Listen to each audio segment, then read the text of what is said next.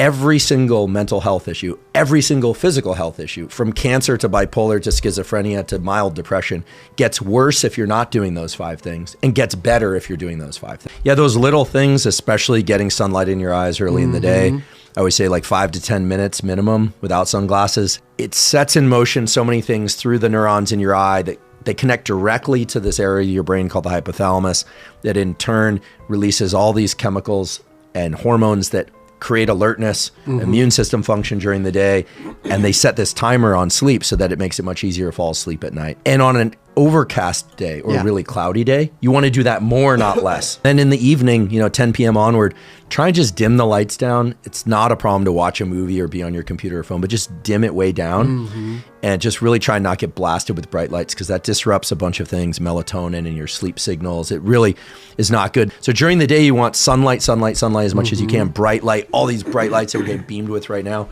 Great, because it's early day. And then in the evening, just dim it down, red lights, and you'll feel so much better.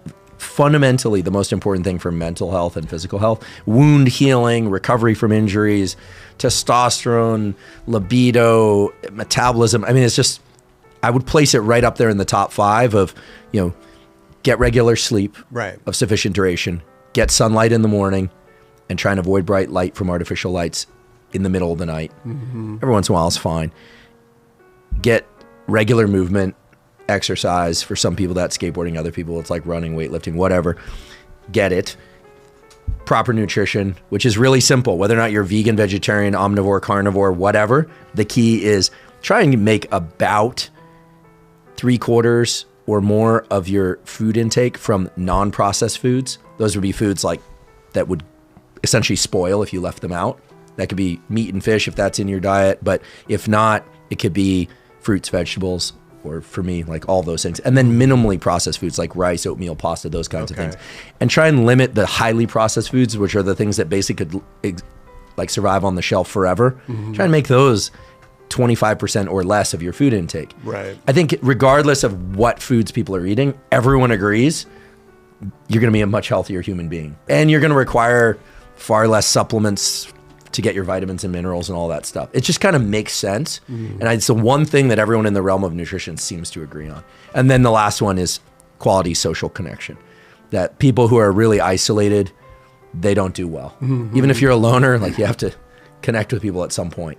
And so, and if you're in toxic relationships, just end them before the 31st of this year. But if you think about the things I just said, regular sleep of sufficient quality and duration, sunlight, exercise, quality nutrition, social connection, every single mental health issue, every single physical health issue, from cancer to bipolar to schizophrenia to mild depression, gets worse if you're not doing those 5 things and gets better if you're doing those 5 things. The challenge is people sometimes are so back on their heels that they can't seem to exercise. They can't seem to get their act together to engage in quality nutrition, or every relationship they try, friendship or otherwise, just seems to kind of go bad. So there is a case sometimes for intervening in the mental health issue first, but the more we learn, the more we discover that those kind of core 5 pillars, none of which, by the way, require that you purchase anything.